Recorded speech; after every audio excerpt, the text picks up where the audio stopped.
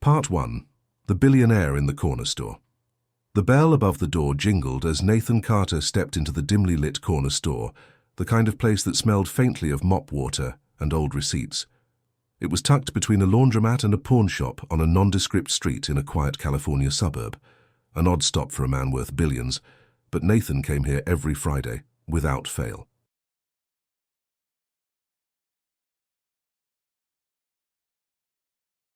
Holding tightly to the small hand of his daughter, Emily, he gave a nod to the store clerk, a man named Julio who recognized him but never treated him like anyone special. Nathan appreciated that. He wore jeans, a plain black hoodie, and a Dodgers cap pulled low over his eyes. He preferred to pass through the world unnoticed.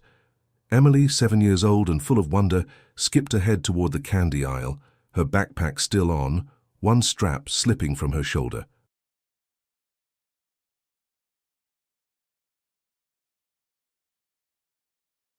Her school uniform blouse was wrinkled, and her shoelaces were untied again. Nathan smiled faintly. "Pick one," he said, like he always did.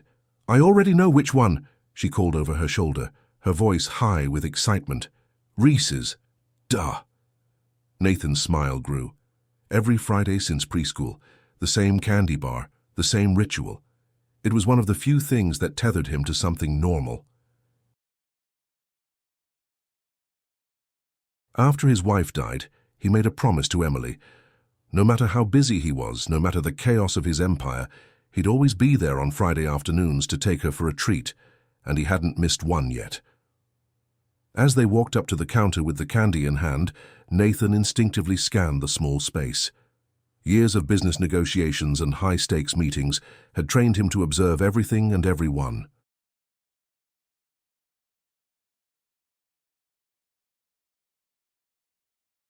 His eyes landed on the woman in front of him at the register. She stood with her back to him, holding a can of baby formula in one arm and a bundled infant in the other. Her clothes were wrinkled and flecked with old food stains. Her shoes, cheap canvas ones, were damp, the soles nearly worn through. Her posture screamed exhaustion. She hadn't turned around, but there was something about the slope of her shoulders that drew his attention.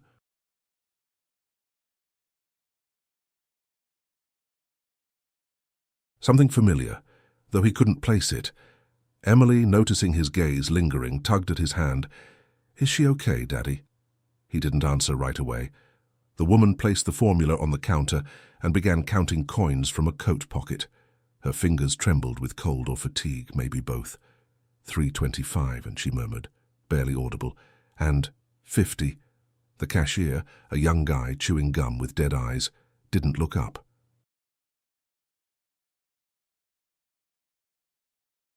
"It's $6.79, he said, flatly.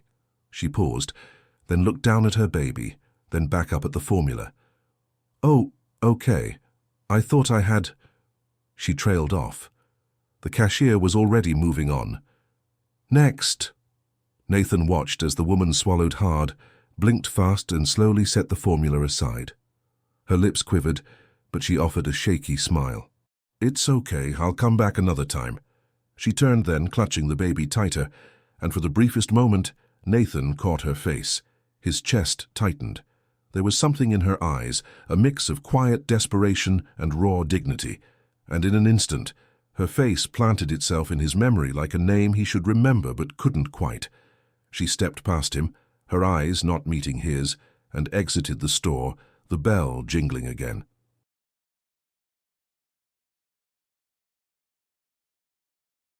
Nathan stood there frozen, a strange unease rising in his chest.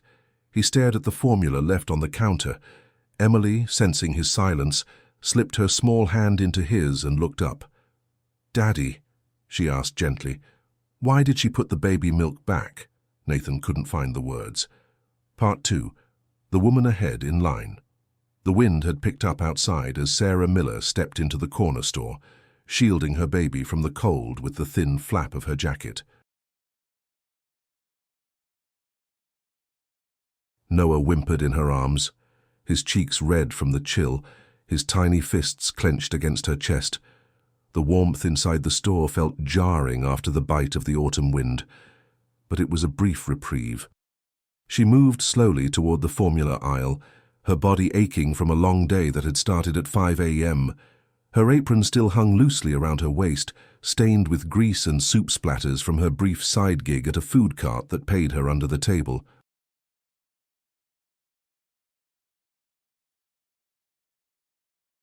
It wasn't much, and the cart owner was quick to cut her hours when business dipped. But it had been enough to feed Noah for the past week. Now, though, her money was nearly gone. She reached the formula shelf, her eyes scanning the options. She knew which can her baby could tolerate. The generic ones gave him a rash, and switching brands too often left him vomiting.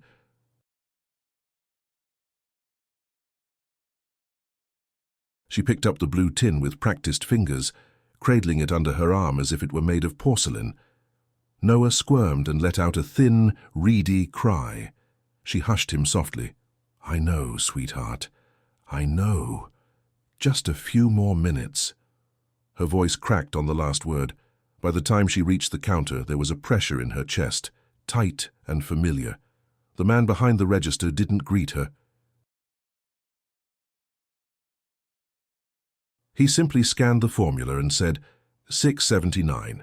She nodded, setting the formula down gently. From her coat pocket, she retrieved a collection of coins, quarters, nickels, dimes, even a few foreign ones she'd picked up from the diner's tip jar back when she still had the job. Her hands trembled, not from nerves, but from exhaustion, from hunger, from holding a baby 12 hours a day without help. "Want two, that's $3.50, and this one is Canadian, but maybe he won't notice," she whispered to herself. The cashier scoffed. "Ma'am, you're short. It's $6.79. Sarah looked up at him, startled out of her counting. "Right, of course. I just thought—" She checked her pockets again, her breath quickening. She turned out a lint-covered penny and a tiny plastic charm from a keychain she'd found on the bus. "I thought I had enough." She didn't. Behind her, she sensed someone waiting, but she didn't turn around. The shame was too loud in her ears, ringing worse than Noah's cries, her cheeks flushed with heat. "I'll come back another time," she said softly, lifting the can of formula off the counter with both hands. But her voice caught, and when she set it back down, she hesitated a moment longer than she meant to.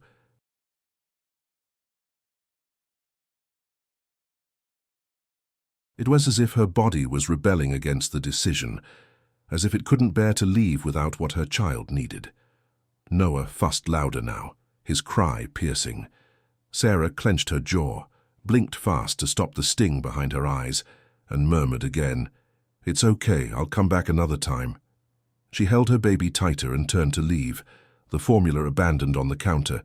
She felt eyes on her, someone watching, but she didn't dare look. Pride wouldn't let her.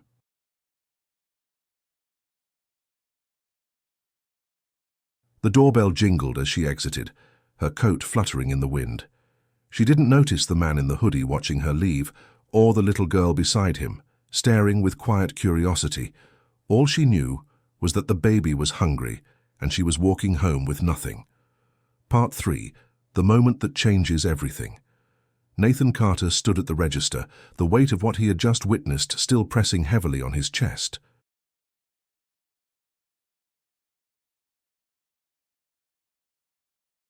The can of formula sat there like an accusation, its bright label garish against the dull countertop.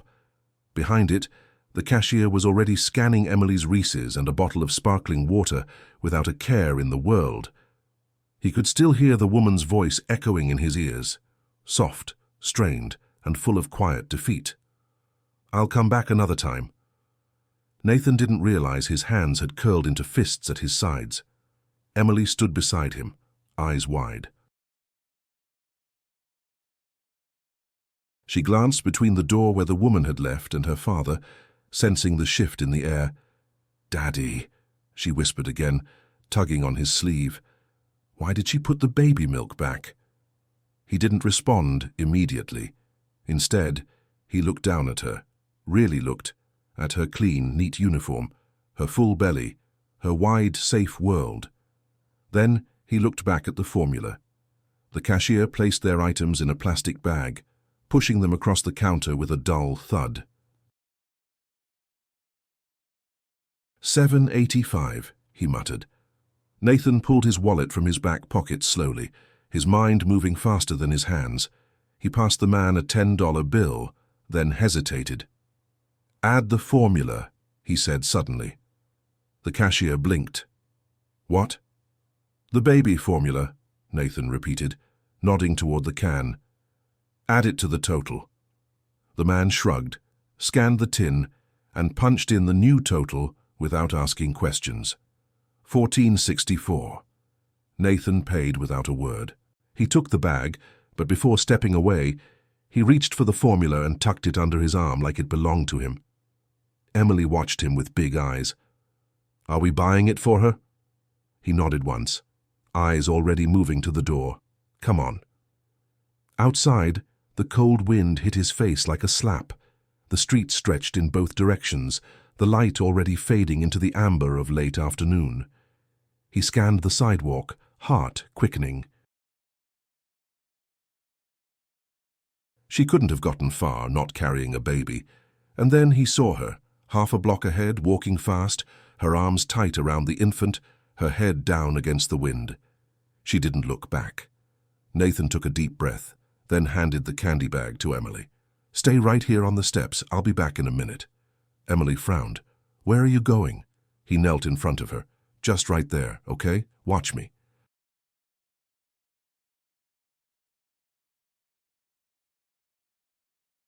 "I'll stay where you can see me." Reluctantly, she nodded and sat on the low steps, hugging the bag close. Nathan turned and jogged down the sidewalk. "Miss," he called out, his voice unsure. The woman turned, startled. Her hair was blowing across her face, and she tightened her hold on the baby instinctively. Her eyes flicked to him, cautious, wary. "I think you forgot something," Nathan said, slowing his steps and gently holding up the formula. Sarah stopped, confusion washing over her face. What?" He held it out to her, his expression soft. "It's yours." She shook her head, breath catching. "No, I can't. I didn't pay for it." "I did," Nathan said simply. For a moment, her face crumpled with conflicting emotions. Gratitude, shame, fear. Her lips parted, but no sound came out. "I can't accept this," she said finally, her voice trembling. "You don't know me." That was enough. "No," tears welled in her eyes. "But I saw you." And she looked away, blinking fast. "I don't want pity." "It's not pity," he replied gently. "Just kindness. For your son." Sarah stared at him, the struggle visible in every line of her face. And then slowly, with shaking hands, she reached for the formula and took it. "Thank you," she whispered. "Take care of him," offered a smile. She gave a small nod, pressing the tin close to her chest, as if afraid someone might snatch it away again. And without another word, she turned and continued down the sidewalk. Nathan stood there for a long moment, watching her disappear into the dusk. He thought that would be the end of it. It wasn't. Part 4. A simple act of kindness. Sarah walked swiftly, though every step felt like dragging a cinder block behind her. Her heart thudded in confusion and disbelief. The formula was tucked beneath her arm now, and with every step she took, the weight of it settled deeper into her soul, not just the tin itself, but the meaning of it. A stranger, a man with kind eyes, no questions asked, just kindness.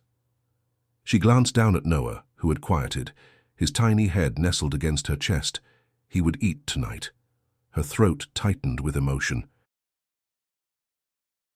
Behind her, she heard footsteps catching up, lighter now, quicker.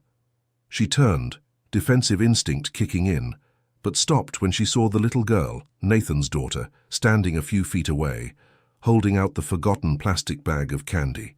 "You forgot this," Emily said softly, offering it out with a shy smile. Sarah blinked in surprise, "Oh, sweetheart, that's yours. I didn't." "It's okay," Emily said. "My daddy says it's good to share." From behind her, Nathan jogged up again, looking slightly winded. He placed a steadying hand on his daughter's shoulder and smiled at Sarah. "She insisted," he said. "Said the baby should get a treat too." Sarah let out a soft, breathy laugh, and for the first time in days, it wasn't bitter. She looked at Emily, then at Nathan, her fingers tightening slightly around the formula. "Your boys are very kind," she said slowly, unsure how else to phrase what she felt. Nathan shrugged slightly, glancing down the street. "It's nothing." "It's not nothing," she replied, her voice firmer now. "You don't know what this means to me." She faltered, glancing at Emily, then back at him. People don't usually stop. Or care. "I don't usually stop either." Softened. They stood there in a brief, strange silence, three strangers tethered together by a moment that none of them had expected. "I should go," Sarah said at last, shifting Noah in her arms. "It's getting cold." Nathan nodded, not pressing further. "Of course." She hesitated a second longer, then looked directly at him. "Thank you. Really." He gave a faint smile. "Just take care of him." With that, Sarah turned and walked away, this time slower, the formula now clutched with both hands as though it were the most valuable thing in the world. Nathan and Emily stood watching until she turned a corner and was gone. "Daddy," Emily said after a long pause, tugging at his hand. Was she sad? Nathan looked down at her. "Yes," he said quietly.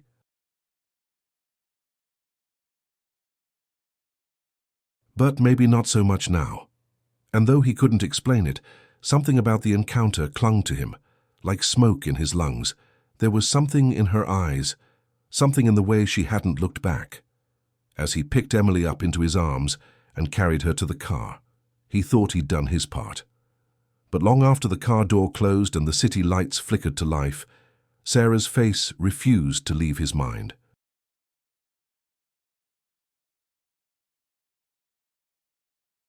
Part 5. Sarah's harsh reality. The boarding house on Elmsworth Avenue had once been a grand Victorian, but now it slouched behind a rusted gate, its paint peeling like sunburned skin. The porch creaked under Sarah's weight as she stepped onto it, careful not to wake the baby. She juggled the bag of formula, her purse, and Noah, who had finally dozed off against her shoulder. It took her 3 tries to get the key to turn in the lock. Inside, the hallway smelled of old soup, cigarette smoke, and something always faintly moldy. Voices murmured behind closed doors. The walls were thin. Life here pressed in from all sides. Her room was on the 3rd floor. No elevator. Each step was a labor of balance and exhaustion. She didn't pass anyone on the way up. Not that anyone here cared to exchange pleasantries. Most tenants kept to themselves. Some were addicts. One was a war veteran who rarely spoke.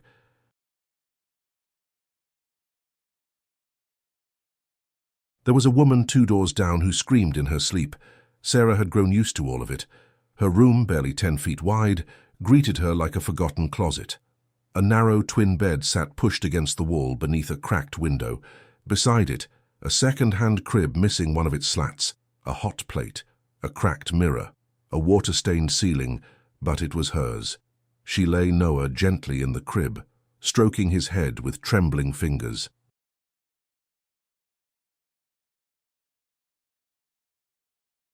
His cheeks were still flushed from the cold, but sleep had softened his tiny features. She kissed his forehead and crouched beside him for a moment, whispering, "You're okay now. You're okay." Then she sat on the edge of the bed and let her face fall into her hands. It wasn't supposed to be like this. Sarah had once dreamed of opening her own bakery. Nothing big, just a little corner shop with a brick oven, chalkboard menus, and the smell of bread and cinnamon in the air.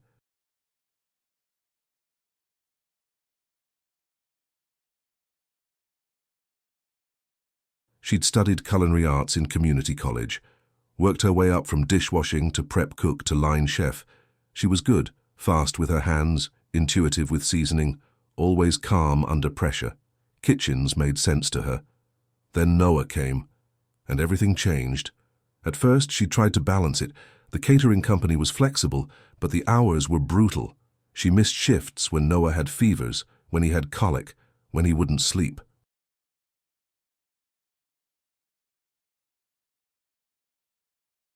Her boyfriend, Noah's father, had started pulling away after the second month. By the third, he was vanishing for days, and by the sixth, he was gone completely. "Not cut out for this," he'd texted. Sarah hadn't cried. There hadn't been time.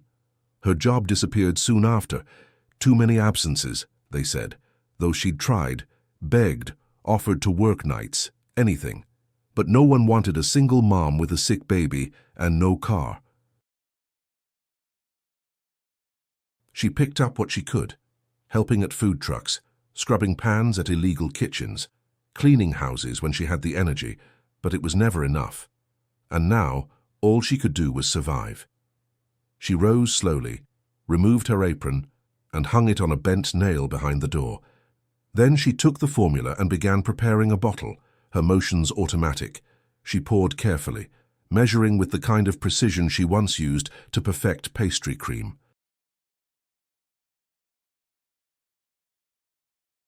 When she picked Noah up and held the bottle to his lips, he latched quickly, drinking greedily. She watched him in silence, her eyes misting over. "That man," she whispered, "he didn't have to help us, but he did." And yet, a quiet part of her stayed guarded. People always want something, always.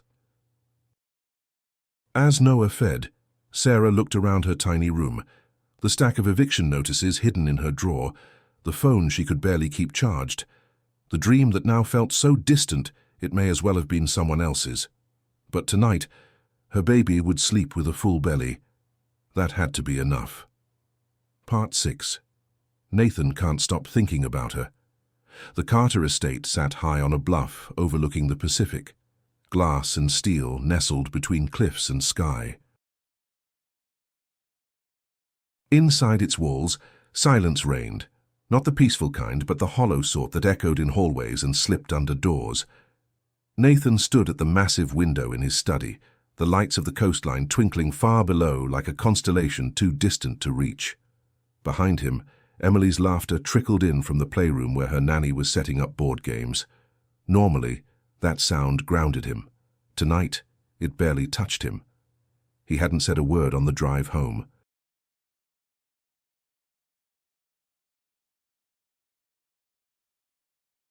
Not when Emily told him she wanted to give her extra candy to the baby boy. Not when she asked why the woman looked so sad. He'd simply said, "Some people are going through hard things," and left it there. But that woman's face, Sarah, he remembered now, vaguely, was burned into his mind. It was more than guilt, more than pity. There was something familiar. He turned from the window and crossed to his desk, pulled out the bottom drawer, and retrieved a manila folder long buried. Inside were old catering contracts, receipts, files from past corporate events that his assistant had once obsessively archived. He flipped through them like a man possessed, not even sure what he was looking for, until he stopped at a list from 8 years ago.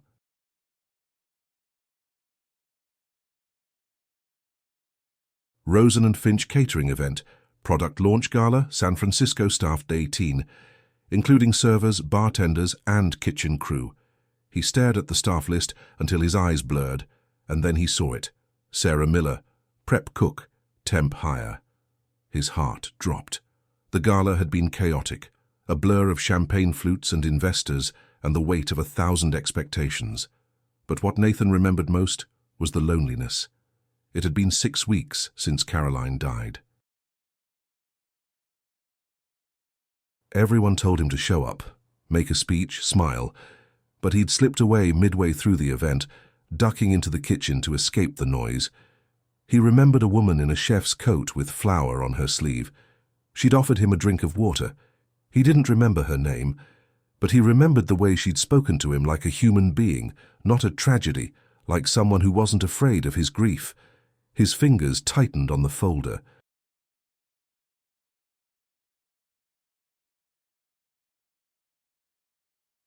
He reached for his phone and dialed his assistant, Sound Logan, who answered on the second ring. "Evening, Mr. Carter," Logan said briskly. "Need something rescheduled?" "No," Nathan said. "I need you to find someone for me." There was a pause. "All right. Who?" "Her name's Sarah Miller. She worked at Rosen and Finch, temp hire, about 8 years ago. Find everything you can, where she lives, her work history, anything." Another beat. Then, "Understood." Nathan hung up without further explanation. He sat back in the chair, running both hands down his face. He didn't know what he expected. It was probably nothing, just coincidence. A faded memory clinging to a face he barely saw. And yet something deep in his chest stirred, a tension that had been dormant for years. Somewhere down the hallway, Emily called out, "Daddy, are you coming to play?" He stood slowly, glanced once more at the ocean, and then stepped out of the study. But his mind never left that name. Sarah Miller. Part 7. A Shocking Discovery. Late the next morning, Nathan Carter sat in his sunlit office at Carter Technologies, the modern glass walls fading into a blur as his thoughts raced. He'd told his executive team he was temporarily unavailable, and now the emptiness of his schedule weighed on him. His assistant, Logan, stepped into the room holding a slim file. "Here," Logan said quietly, placing the folder on Nathan's desk. "It's everything we found on Sarah Miller." Nathan nodded, his fingers brushing the folder. He took a deep breath and opened it.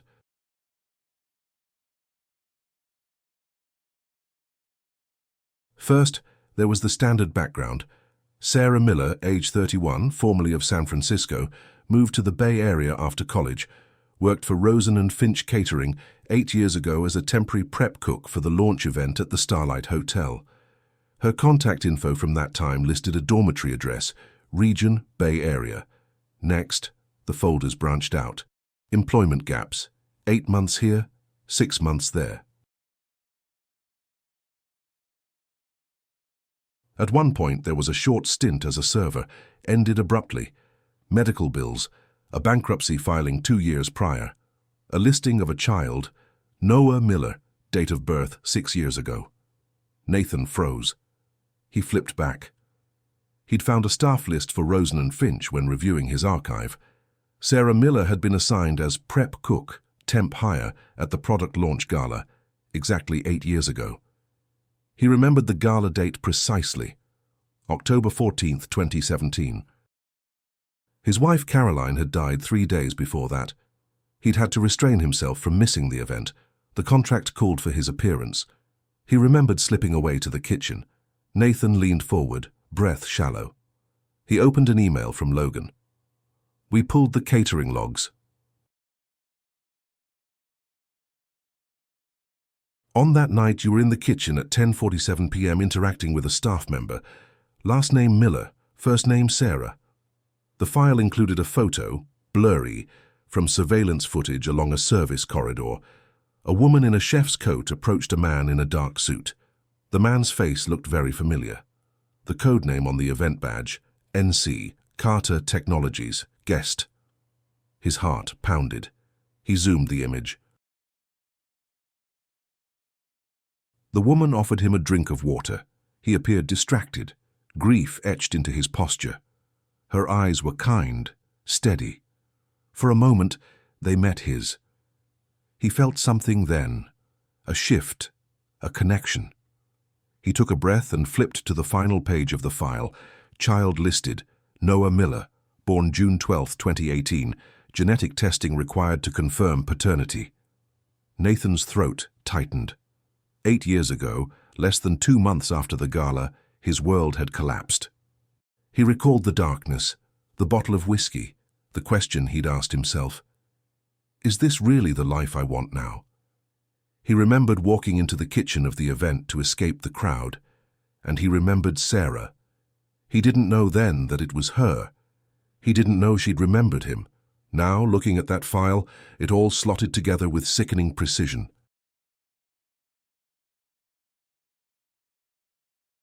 He whispered, "Noah, could you be mine?" Outside his office door, Logan waited silently, careful not to interrupt. Nathan's eyes lingered on the file. He pressed his forehead to his palm. The sensation was like being pulled under water, slow, deep, terrifying. The world shifted. He called Emily's name softly. "Em, you free for lunch?" She appeared at his door, bright and cheerful. "Sure, Daddy?" He nodded.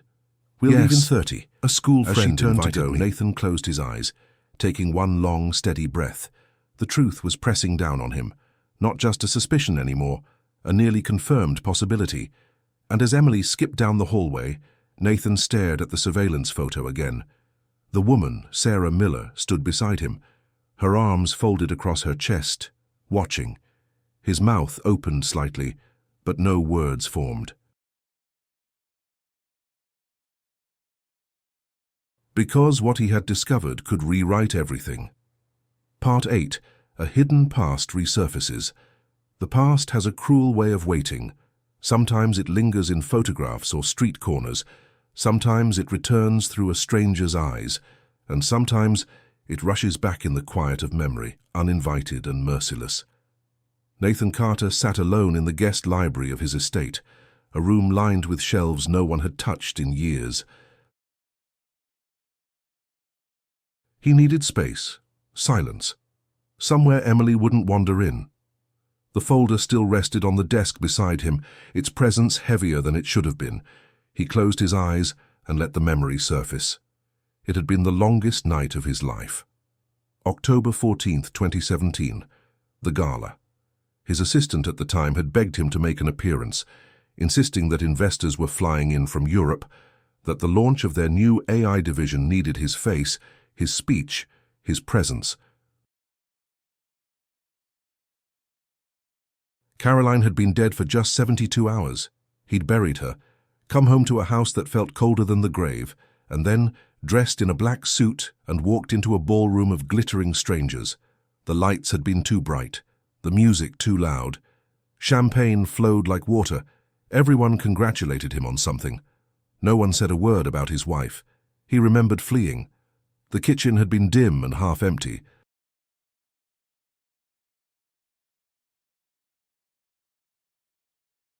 A few prep cooks moved like shadows, scraping trays, cleaning stations. He'd stood there in the doorway, unsure why he'd come in at all. That's when she'd noticed him. A young woman in a chef's coat, her face dusted with flour, her hair tied back beneath a cap. She didn't flinch when she saw him, didn't rush to greet him or avert her gaze.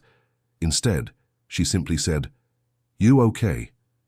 He'd stared at her, stunned. "No one's asked me that," he'd said, barely recognizing his own voice.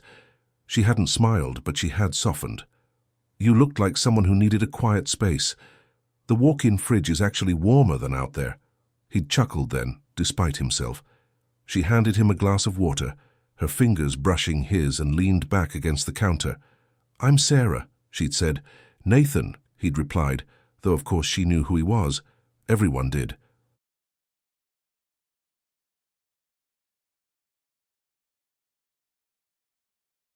He remembered fragments, their conversation drifting from food to grief to silence, then back to food again. She talked about sourdough starters and how she missed baking more than anything. He remembered saying how lost he felt, how loud the world had become. And then, somewhere between the echo of the clattering dishes and the comfort of not being seen as a headline, he had kissed her. She had kissed him back. It wasn't wild or desperate. It was human. Real.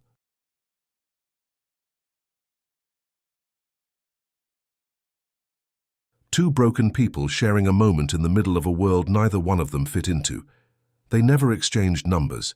He'd left that night and woken up the next morning filled with shame and a hangover, convinced he'd betrayed his grief, convinced it meant nothing, just a break in the flood. He hadn't thought of her again. not consciously, but now, her name was Sarah Miller. Her son's name was Noah, born 9 months after that night.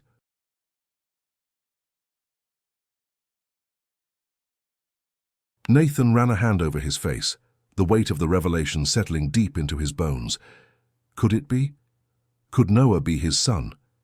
He reached for his phone again, hesitating only a moment before texting Logan, "I need a private paternity test. Quiet, fast, make it happen." He stared at the message for a moment before sending it. Once it was gone, there was no pulling back. Outside, the sound of Emily's laughter rang through the halls again. He closed his eyes and leaned back in the chair. The past was no longer behind him.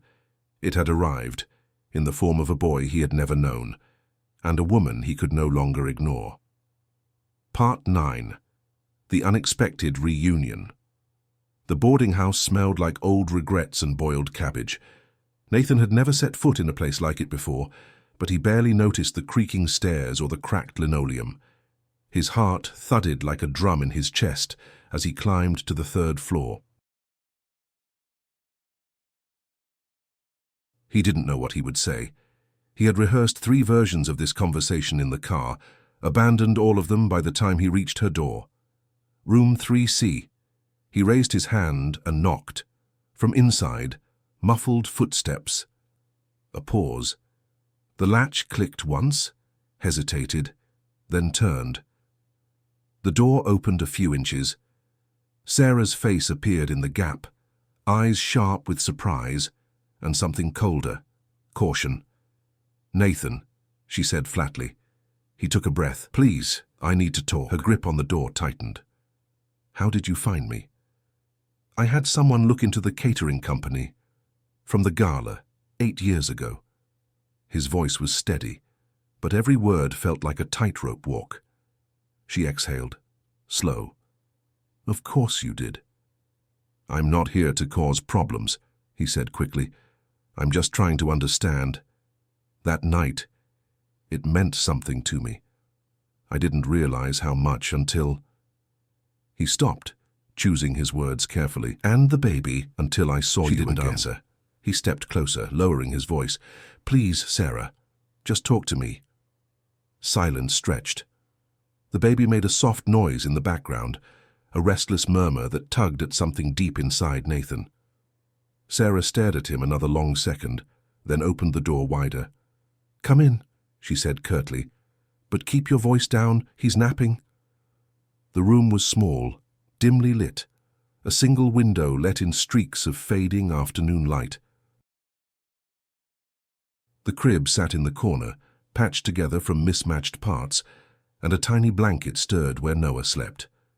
Nathan stood awkwardly near the door as Sarah moved to the small kitchenette, brushing crumbs from the counter as if that might somehow restore order to her world.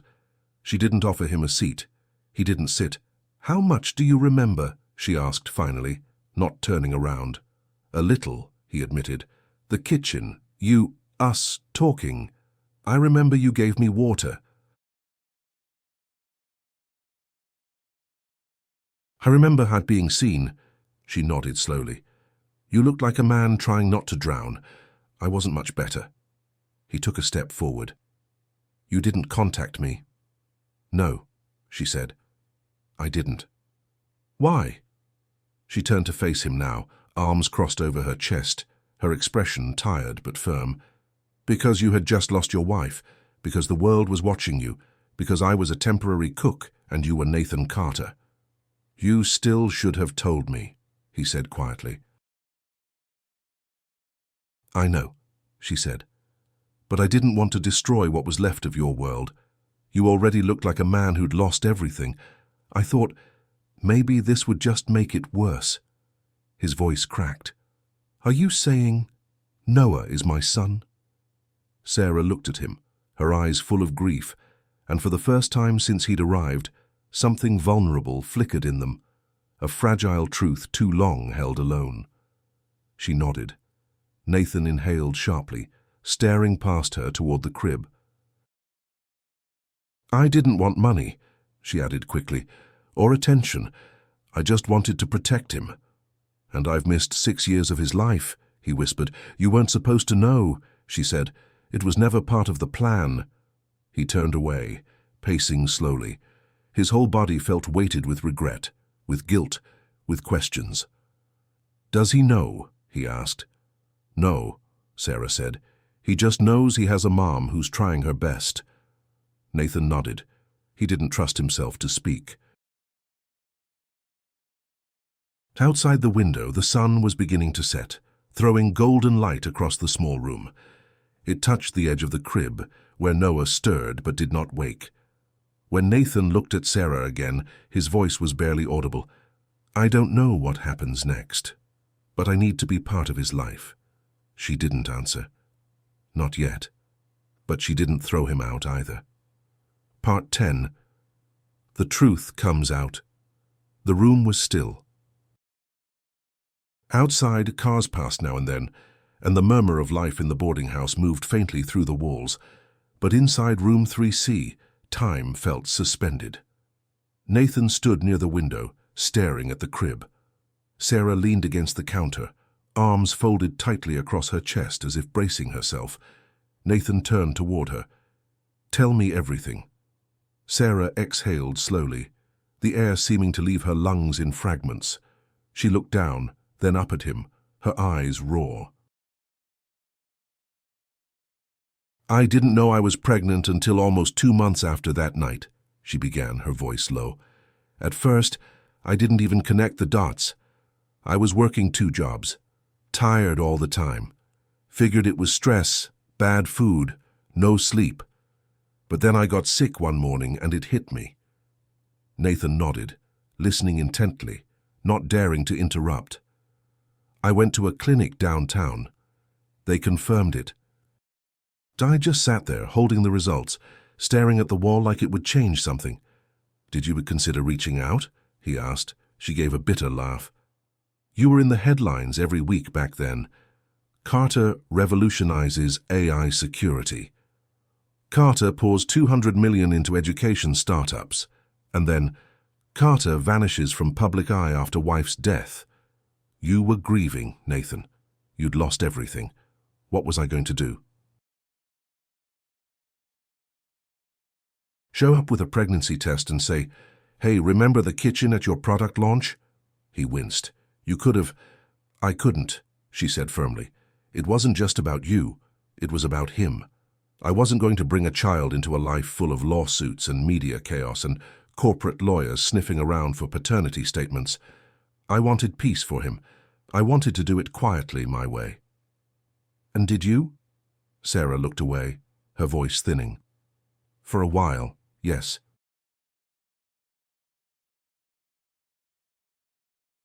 I had a job, a decent apartment. I was exhausted, but I managed. Then Noah started getting sick, ear infections, RSV, croup. I couldn't afford proper daycare, so I had to miss shifts. Then I lost the job. The bills piled up. Nathan took a step forward. Why didn't you ask for help? I didn't think I had the right, she snapped, then immediately softened. I told myself I chose this, that I didn't want your world colliding with mine. That maybe it was better he grew up not knowing what he didn't have. But now he might have a father, Nathan said, his voice almost breaking. A real one. If I'd known sooner.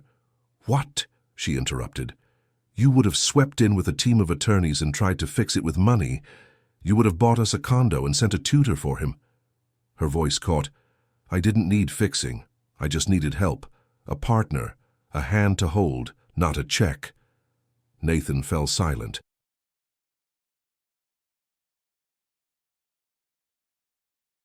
Noah stirred in the crib then, letting out a soft whimper.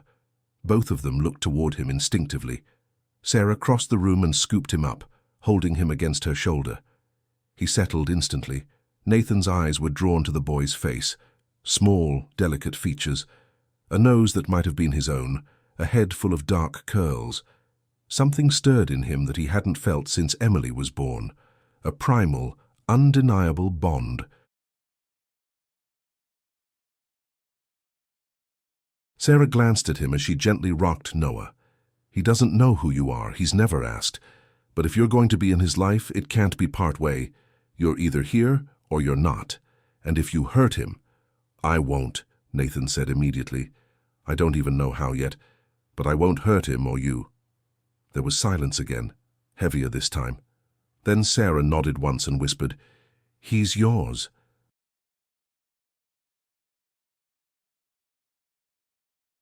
"I've known since the day he was born." Nathan stepped forward, slowly, and for the first time, Sarah didn't stop him. He stood beside her, looking down at the boy in her arms, his son. The weight of it settled in his chest like an anchor. "I want to know him," Nathan said softly. "I want to know both of you." Sarah didn't answer, but she didn't say no. Part 11. Torn between guilt and love. The sky was the color of steel when Nathan returned to the Carter estate. It had begun to rain lightly, tapping against the windows in a steady rhythm that matched the weight in his chest. The drive home had been silent, no music, no calls, just the hum of the engine and the sound of his own unraveling thoughts. He found Emily in the sunroom, curled up with a blanket and a book, the kind of scene that always brought him peace. Today, it only deepened the ache. "Hi, Daddy," she said without looking up, flipping a page. He stepped into the room and sat beside her, letting the moment stretch out naturally. After a pause, she glanced sideways at him. "You look weird," he smiled faintly. "Weird? Like you're thinking about a lot of stuff." He nodded. "I am." Emily closed her book, sensing the gravity of his tone. "Is something wrong?" Nathan looked at her, this small girl with eyes so much like her mother's. He reached out and tucked a strand of hair behind her ear. "I need to tell you something important, and I need you to be brave and honest with me." She nodded solemnly. "Okay. Do you remember the woman from the store? The one with the baby?" Emily's face lit up slightly. "The one we helped?" "Yes. Her name is Sarah, and the baby's name is Noah." He hesitated, choosing his words with care. "Sarah and we met a long time ago, before you were even born. We spent just one night together, and then we went our separate ways." "I didn't know about Noah. I only just found out." Emily's brow furrowed. "Wait, is he your baby?" Nathan swallowed hard. "He might be. We're not completely sure yet, but it's very possible." She went quiet for a long moment. Then, "So, I might have a little brother?" Tears pricked his eyes. "Yes, that's what it means." Emily stared at him, thoughtful. "Does that mean he'll come live with us? Will he be part of our family?" "That depends on a lot of things." Nathan exhaled. "On Sarah, on how we all move forward. But I want to be in his life. I want him to know he's not alone." Emily leaned against him, resting her head on his shoulder. "Then he should be here. If he's my brother, he should be with us. That's what family means, right?" He kissed the top of her head, unable to speak, but her words pierced through the fog of guilt and confusion. Her certainty was disarming, pure. Later that night, long after Emily had gone to bed, Nathan stood in his study staring at a photo of Caroline. Her smile, captured in the glow of a summer afternoon, stared back at him. He spoke softly into the quiet. "I wasn't ready to move on, and maybe I never will be. But this isn't about that. This is about a child, a life, a chance to do something right." The next morning, he stood on his balcony as the sun rose over the cliffs. His phone buzzed, a message from his legal team. "DNA test prepared. Confidential courier on standby. Instructions." He stared at the screen for a long moment, then typed, "Send it." But even as he pressed send, he felt the edge of the storm building. He had just opened a door he might not be able to close. Part 12. A storm breaks. The envelope was thick, off-white, embossed with a law firm's logo Sarah didn't recognize. It arrived 1 week after Nathan's visit, delivered not by mail but by a man in a dark suit, who asked for her by name and left without a word. She stared at it on the table, her hands trembling.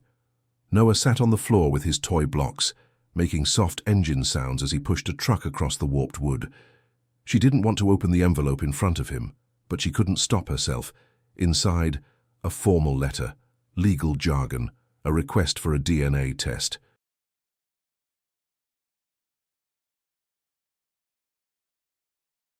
Her breath hitched. She folded the paper slowly, deliberately, and stood. "Noah, sweetheart, we're going out." He looked up, grinned, and said, "Is it the park?" "Not today, baby." She dressed him in silence, her hands moving fast, methodical. She didn't speak until they were outside, until the cold wind slapped some color back into her face and gave her something to focus on other than the burn in her chest.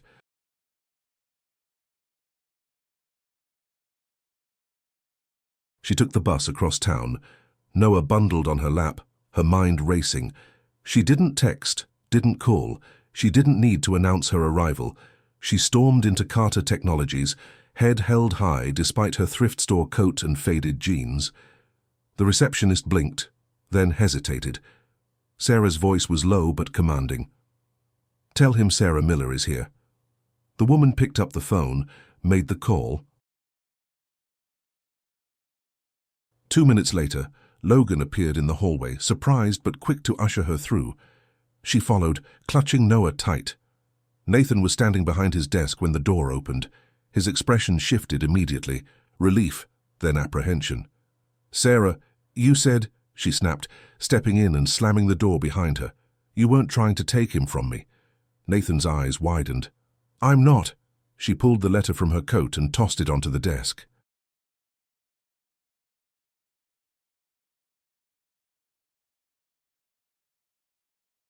"Then what is this?" He looked down, his jaw tightening. "It's just a test, to be sure." "You needed lawyers for that?"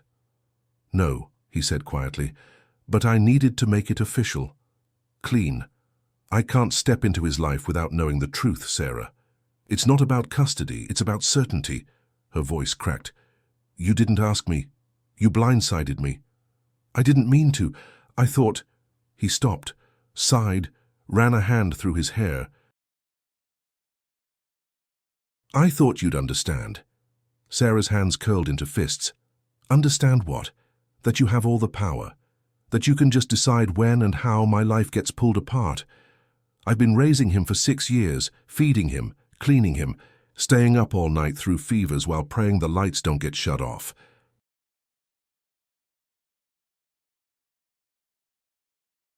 And now you show up with money and tests and law firms, thinking you can just walk in and clarify things." Nathan stepped out from behind the desk, his voice low, pleading. "I'm not trying to take him. I swear it. I just need to know the truth. Not because I doubt you, but because I need to face it, and I want to help." Sarah's eyes shimmered with fury and tears. "You should have talked to me."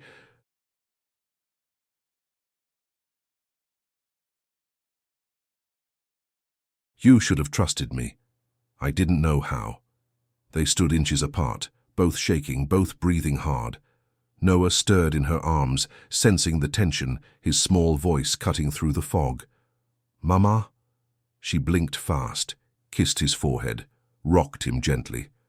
Nathan watched, helpless. "I don't want to take him from you, Sarah. I want to be a father to him. I want to be whatever you'll let me be." She looked at him, long and hard, then turned and walked out. The door shut with a soft, devastating click. Part 13. The Emotional Twist. 3 days passed. Sarah hadn't answered his calls, hadn't responded to the handwritten note he sent with a courier. The boarding house remained silent, its crooked front gate squealing in the wind but never opening to him. Nathan didn't blame her. He had acted like a man with everything to lose and had forgotten that she had already lost everything once. The DNA test was completed, sealed.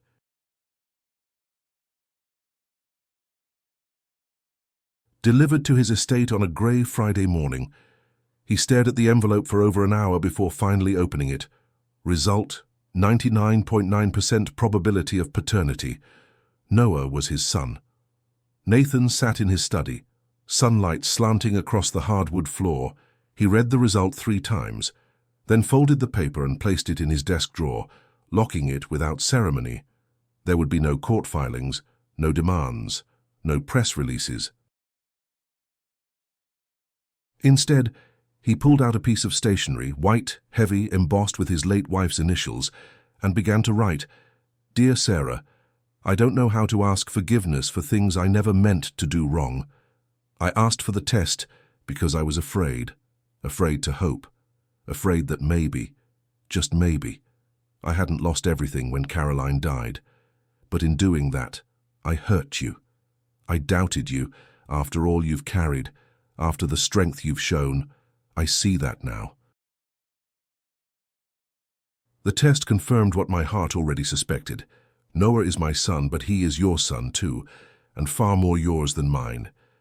You've raised him with strength I can't begin to understand, and I have no intention of taking him from you. Instead, I want to give him what I can. I've set up a bank account under his name.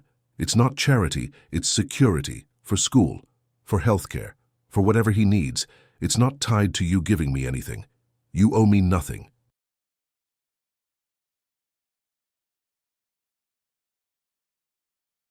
But I lost my wife. I almost lost myself. I won't lose the chance to be a father if you'll allow it. Whatever role you'll let me have, I'll take it, even if it's small, even if I have to earn it, inch by inch. I just want to know my son. And maybe, if there's room, I'd like to know you again too. Nathan. He sealed the letter and handed it off himself, drove through the dusky city to the broken front gate of the boarding house, knocked on the door of room 3C. No one answered, so he left the envelope wedged beneath the doorframe and walked away, heart heavy but strangely at peace. That night, rain tapped gently at the windows of the estate. Nathan sat in Emily's room, reading her favorite book, when the doorbell rang. He opened it slowly. Sarah stood there, drenched, her coat clinging to her, her eyes wide and tired, but soft. In her arms, Noah blinked sleepily beneath a knit cap, clutching the collar of her jacket with one hand. She held the letter in her other. "I read it 3 times, she said, voice shaking. Then I read it out loud. To Noah, just in case he could understand. Nathan couldn't speak. She took a breath. "You said you wanted to know your son." He nodded, barely able to move. She stepped forward, cradling Noah closer. "Well," she said softly, "here we are. Part 14, A New Beginning." The late spring sun filtered through the tall oaks in the backyard, casting soft golden rays across the freshly mowed grass. A gentle breeze stirred the wind chimes near the patio, their sound soft and dreamlike, like something belonging to a memory more than the present. Laughter rang out, light, unburdened. Emily darted across the yard with a plastic rocket in her hand, her ponytail bouncing. Noah chased after her on clumsy legs, giggling wildly, his tiny sneakers kicking up bits of grass. The 2 children moved like they had always known each other, like their bond was older than any explanation. From the patio, Sarah watched, arms folded loosely, a quiet smile touching her lips. She wore a crisp white chef's coat, spotless and new, her name embroidered in deep navy script over the breast pocket. Chef Sarah Miller. She hadn't worn one in years. Not a clean one, not like this. The kitchen behind her, Nathan's kitchen, was now partially hers, not in a legal sense, not yet, but in a way that mattered more. He had cleared space, made room, let her cook again. He had hired her not as a charity case, but as a partner, someone to design a new community food program they would fund together. Her hands had remembered what they'd once done without fear. Her confidence was beginning to rebuild, stitch by stitch.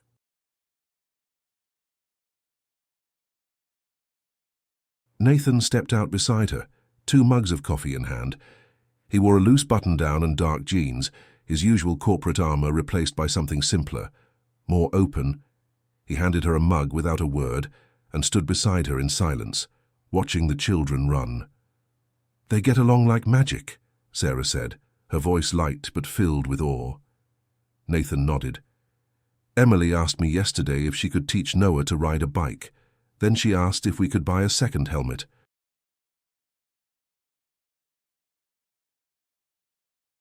"Just in case," Sarah laughed softly. "She's got a good heart." "She gets it from her mum," Nathan said. Then, glancing sideways at her, he added, "And she's learning from someone else now, too." Sarah looked at him, quiet for a moment. The hurt hadn't disappeared entirely. Some wounds don't. But it had softened, made room for something else.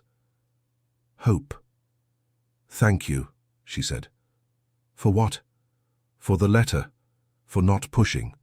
For showing up not just for him, but for me, too." Nathan didn't respond immediately. He watched as Noah tripped and Emily caught his hand before he hit the ground, pulling him up like a seasoned sibling. "I didn't expect this," he said finally. "Any of it. But I can't imagine anything else now." She sipped her coffee, the warmth grounding her.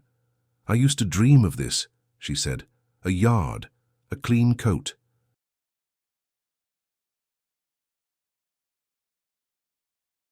A moment where I could breathe and not be afraid of what came next.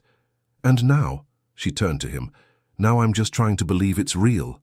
He looked at her. Then, really looked. "It's real. As real as it gets."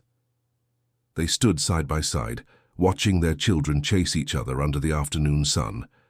No longer strangers, no longer burdened by the unknown. Two parents, one family. Wounds stitched by forgiveness, stitched by choice. Sarah exhaled, the last of her fear leaving her lungs.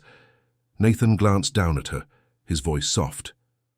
"He's lucky to have you," he said. She smiled. "No," she replied. "We're all lucky." The wind stirred again. The chimes sang. And in the backyard, a new life had already begun. Fade out.